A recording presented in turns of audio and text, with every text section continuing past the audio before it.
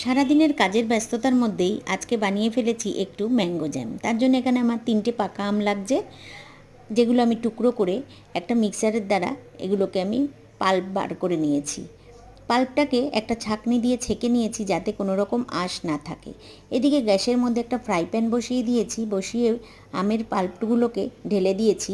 ঢেলে অনবরত এটাকে নাড়তে হবে যাতে নিচে না লেগে যায়। এবারে যখন দেখব এটা আমার ঘন হয়ে গেছে আর ক্রিমের মতন হয়ে এসছে আর ফ্রাই প্যানের গাটাকেও ছেড়ে ছেড়ে দিচ্ছে, তখন আমি 100 গ্রাম চিনি দিয়ে দিয়েছি আর 1 চিমটে মতন লবণ দিয়ে দিয়েছি। দিয়ে আবারও বেশ কিছুক্ষণ নাড়তে থাকবো। তারপরে একটা প্লেটের মধ্যে চেক করে নেব আমের জ্যামটা আমার হয়ে গেছে নাকি। যখন 1 ফোঁটা দিয়ে দিয়েছি তখন দেখুন এটা গড়িয়ে আসছে, তার মানে এটা আমার আরেকটু হবে। দ্বিতীয়বার যখন আমি চেক করলাম তখন দেখলাম ওটা জমাট বেঁধে গেছে, তার মানে আমার ম্যাঙ্গো জ্যাম রেডি। এরপরে 1 চামচ ভিনিগার দিয়ে নামিয়ে ফেলেছি ম্যাঙ্গো।